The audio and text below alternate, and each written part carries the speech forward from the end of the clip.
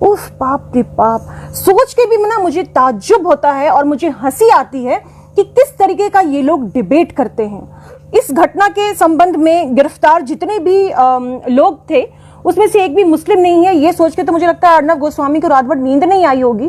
वो तो ये सोच रहा होगा अब मैं क्या करूं, अब कौन सा बहाना बना के इनको लड़ाऊं, कोई तो बहाना चाहिए। अब तो उनकी दाल गल नहीं रही। हर दिन लोग मर रहे हैं भूख से। इस बात को आप कवर कब करेंगे? इस पर डिबेट करिए ना कि कितने लोग भूखमरी से मरे। इस पर डिबेट करिए, बुलाइए सबको और करिए डिबेट। हम भी देखेंगे कि आप कितने अच्छे एंकर और तब आप कितना सुर में चिल्लाते हैं, तब मैं देखना चाहती हूं। लेकिन मुझे बताइए, क्या इसके पहले जो मॉब लिंचिंग हुई उसमें जो बीजेपी के जो लोग थे उन्होंने उसको सम्मानित किया, जिन्होंने मॉब लिंचिंग करके मार दिया? अगर ये रोक उन्होंने उस वक्त ही लगाई होती तो शायद अभी तक ये इस तरह का मॉब लिंचिंग जो है ये कब का बंद हो जाता। आप इसको जड़ को, समस्या को जड़ से खत्म करने का क्यों नहीं सोचते हैं? मैं टीवी के एंकर से भी पूछती हूँ, आप इसको जड़ से क्यों नहीं खत्म करते हैं? मॉब लिंचिंग को जड़ से खत्म कीजिए ना कि 101 में से एक भी मुस्लिम नहीं है और उनका लिस्ट मैंने जारी कर दिया है। बताइए, अगर एक मुस्लिम मिल जाता तो फिर आप काटने निकल जाते एक दूसरे को।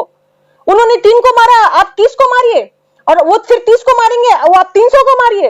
ये सैफरन रंग और ग्रीन रंग करने का टाइम है। आप बोलते हैं टीवी पे कि ये सैफरन रंग के कपड़े इन्होंने पहने हुए थे तो हमने दूर से इनको पहचान लिया। शर्म नहीं आती?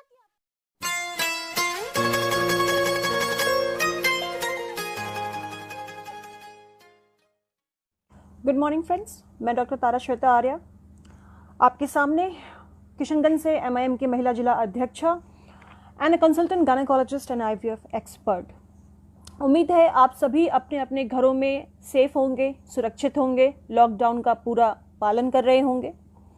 दोस्तों, आज हम बात करेंगे so called Arnab Goswami and Palghar के बारे में। जो घटना हुई है उसके बारे में, जो पालनघर में जो भी घटना घटी वो बेहद ही शर्मनाक है, इंसानियत को शर्मसार कर देने वाली घटना घटी है।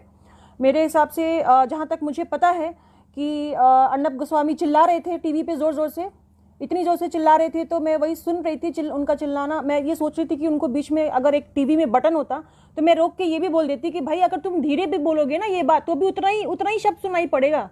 ये जोर से चिल्ला के जो बोलते हो ना, अगर धीरे भी बोलोगे ना थोड़ा लो वॉल्यूम में तो भी उतने ही शब्द निकलेंगे आपके मुंह से, चिल्लाने से ज़्यादा नहीं निकल जाएंगे।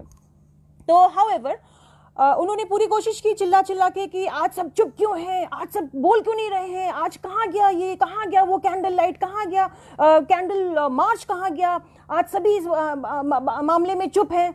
अरे भाई, पहले तुम तो चुप हो जाओ, तुम तो धीरे बोलो and behave like a anchor की तरह बिहेव तो करो।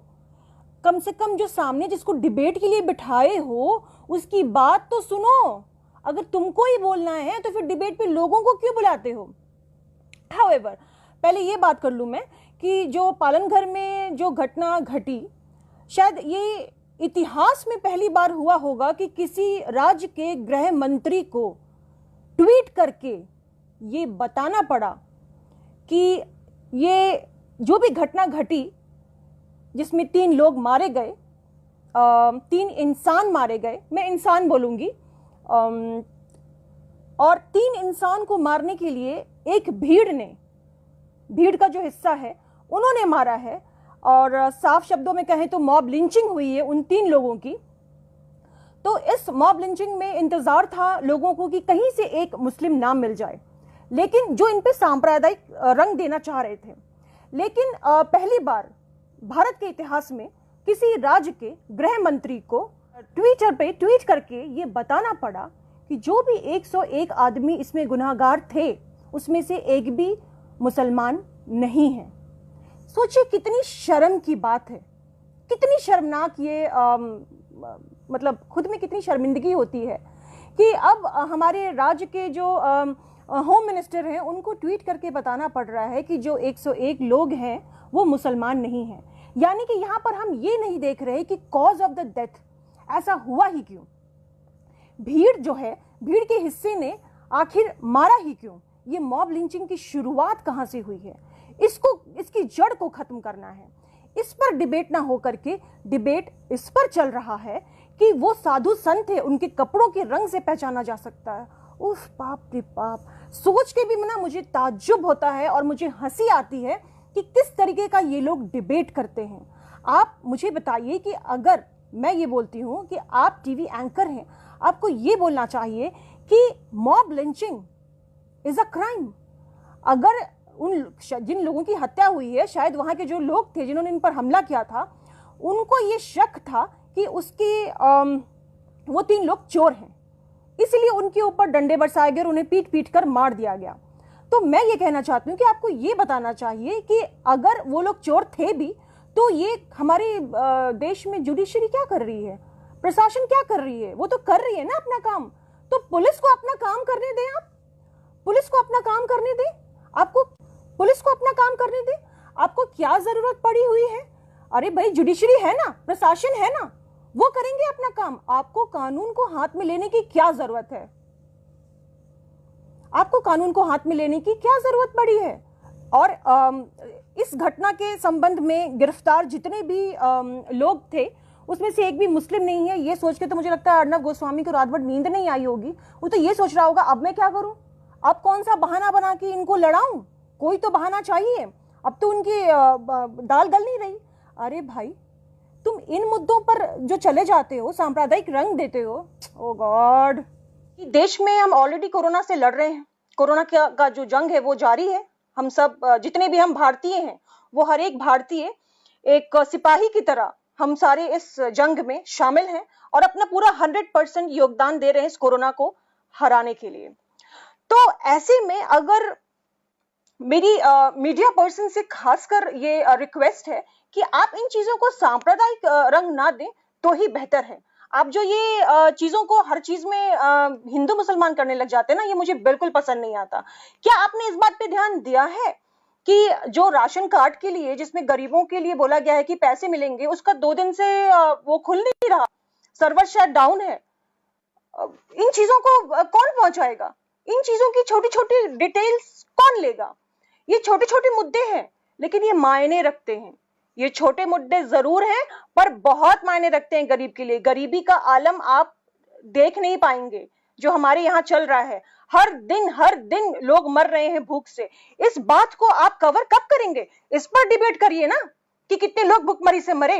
इस पर डिबेट करिए, बुलाइए सबको और करिए डिबेट। हम भी देखेंगे कि आप कितने अच्छे एंकर और तब आप कितना सुर में चिल्लाते हैं, तब मैं देखना चाहती हूँ।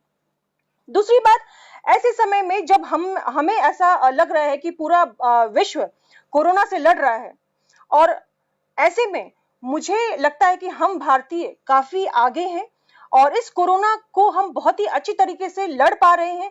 जहां अमेरिका में हर दिन मुझे लगता है लाखों की संख्या में या हजारों की संख्या में डेथ हो रही है, उसी अनुसार अगर आप इंडिया में देखें तो बहुत कंट्रोल्ड है इंडिया।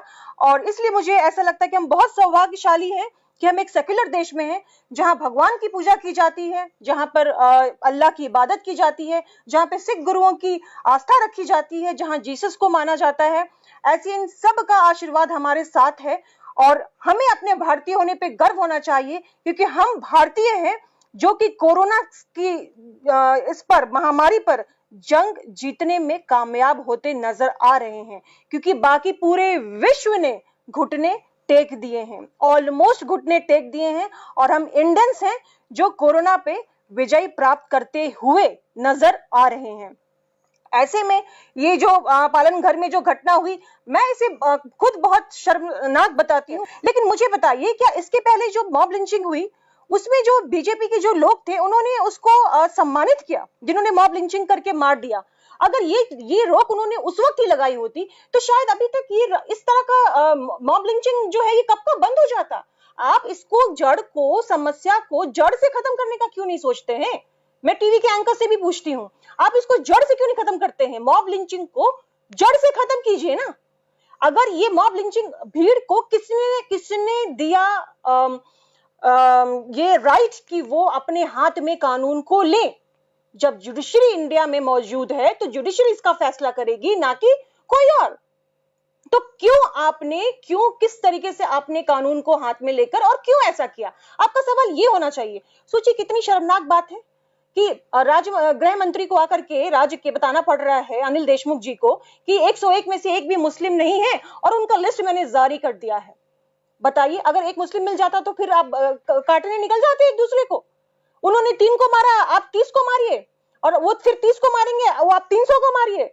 वो कहते हैं ना कि एक आंख के बदले दूसरी आंख तो पूरी दुनिया अंधी हो जाएगी, गांधी जी कह के गए थे। तो क्या यही करना बाकी है?